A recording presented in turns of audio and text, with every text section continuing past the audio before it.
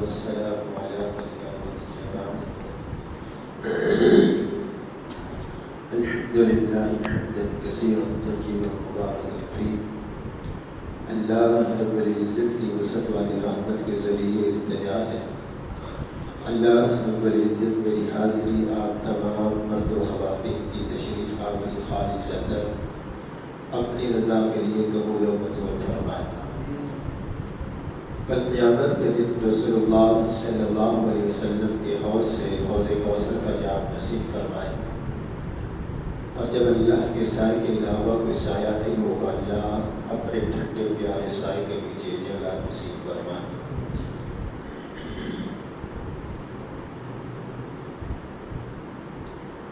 اور رب العالمین اپنی رحمت کے ساتھ کل قیامت کے دن بغیر حساب اپنی جنت کا مہمان بنائے. 18ویں پارے کے اندر 2 صورتیں مکمل ہیں. تیسری صورت کا کچھ حصہ ہے. سورہ مؤمنون، سورہ نور اور سورۃ الفرقان. اللہ تعالیٰ نے اس پارے کے اندر سب سے پہلے مومن کے اوصاف بیان کیے ہیں، مومنوں کی خوبیاں بیان کی ہیں. وہ خوبیاں بیان کرنے کے بعد فرمایا یہی لوگ ہیں جنت الفردوس کے وارث اور اس میں ہمیشہ رہیں گے. اللہ رب العزت سے دعا ہے کہ اللہ رب العزت ہمیں وہ خوبیاں اپنانے کی توفیق عطا فرمائے اور کل قیامت کے دن اللہ رب العالمین جنت الفردوس کا وارث بنائے. اور خوبیوں کے اندر جو ابتدائی چند خوبیاں اللہ نے بیان کی ہے، فرمایا مومن نمازوں کے اندر خشوع و خضوع کرنے والے ہیں، عاجزی انکساری کرنے والے ہیں، نمازوں کی حفاظت کرنے والے ہیں، اپنی عصمت کی حفاظت کرنے والے ہیں. اللہ نے خوبیوں کو بیان کرنے کے بعد انسان کی تخلیق کی پیدائش کی حقیقت کو بیان کیا. پھر چند نعمتوں کا تذکرہ کیا، نوح علیہ السلام کا تذکرہ کیا، قوم ثمود کا ذکر کیا، مختلف نعمتوں کا اللہ نے تذکرہ کیا، موسیٰ علیہ السلام اور ہارون علیہ السلام کا تذکرہ کیا، عیسیٰ علیہ السلام کی پیدائش کا اللہ کی قدرت کا معاملہ اللہ نے اس کا اظہار فرمایا. تمام انبیاء علیہ السلام کی دعوت ایک ہی دعوت دی، تمام پیغمبروں نے اللہ کی توحید کی دعوت دی. مومن نیک عمل کر کے اللہ رب العالمین کا ڈر اپنے اندر پیدا کرتے ہیں، تب بھی وہ ڈرتے رہتے ہیں کہ کہیں ہماری نیکیاں ضائع نہ ہو جائیں. وہ اپنی نیکیوں پر اتراتے نہیں ہیں. اسلام فرمایا آسان دین ہے. قرآن جو ہے بے مثل کتاب ہے. اللہ کے عذاب اور کفار کی ہٹ درمی کا اللہ نے یہاں ذکر کیا. مشرکین بھی اللہ ہی کو خالق، مالک، رازق، مدبر امر تسلیم کرتے ہیں، اور آسمانوں اور زمین کا نظام ہی اللہ کے ہاتھ میں ہے. برائی کا جواب بھلائی سے دینا ہمت کا کام ہے.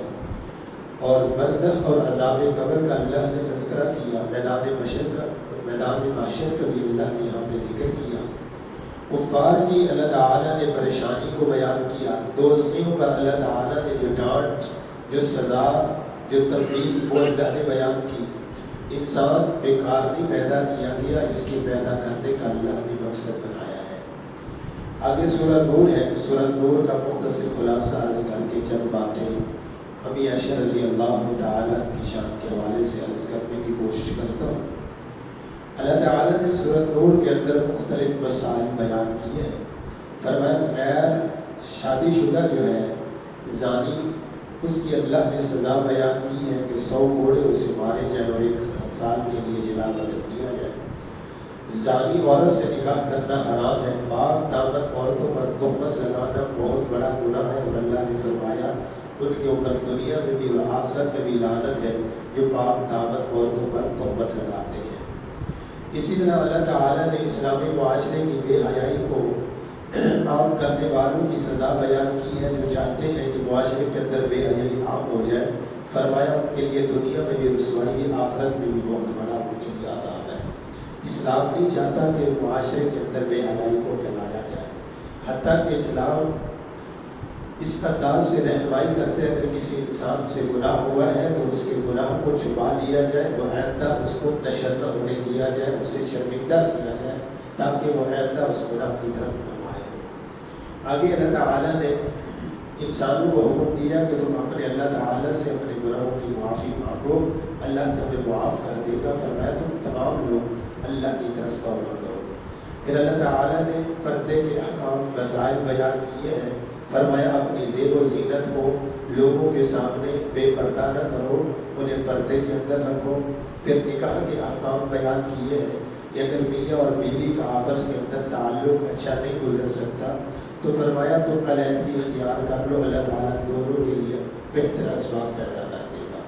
یعنی کہ اللہ نے دونوں کو ظلم سے بچایا ہے کہ اگر ان کا آپس میں گزارا نہیں ہو رہا تو فرمایا علیحدگی اختیار کر لو، اللہ دونوں کے لیے بہتر انتظام فرما دے گا۔ یعنی کہ مرد کے لیے اللہ تعالیٰ عورت کا اچھا انتظام فرما دے گا، عورت کے لیے مرد کا اللہ تعالیٰ اچھا انتظام فرما دے گا۔ اور اللہ تعالیٰ نے آگے اسلامی نظام کے حوالے سے مومن اور منافق اور کافر کا فرق بھی بیان کیا ہے۔ مومن جو اپنے اللہ کی ذات، صفات، کمالات، اختیارات پر ایمان رکھتا ہے اور جن چیزوں پر اللہ نے ایمان رکھنے کا حکم دیا انہیں تسلیم کرتا ہے، اپنے رب کے حکموں کا پابند ہے۔ منافق وہ ہے نہ کافروں کی طرف رہتا ہے نہ مومنوں کی طرف رہتا ہے، نہ کافروں کا دوست ہے نہ مومنوں کا دوست ہے۔ اور کافر جو ہے اس کے ایک طرف رہتا ہے کہ وہ اللہ کے احکامات کا، اللہ کے فیصلوں کا انکاری ہے، رب پر ایمان نہیں لایا، رب کے نبیوں پر ایمان نہیں لایا، آخرت کے دن کے اوپر اس نے ایمان نہیں رکھا۔ پھر اللہ تعالیٰ نے فرمایا کہ اللہ کی قدرت کی نشانیوں پہ غور کرو، تمام تر مخلوقات جو زمین و آسمان میں ہیں، فرمایا یہ ساری کی ساری نماز بھی پڑھتی ہے، اللہ کی تسبیح بھی کرتی ہے۔ اگر تم ان کے نماز کے انداز کو پہچان نہیں سکتے، لیکن یہ بھی نمازیں پڑھتی ہیں۔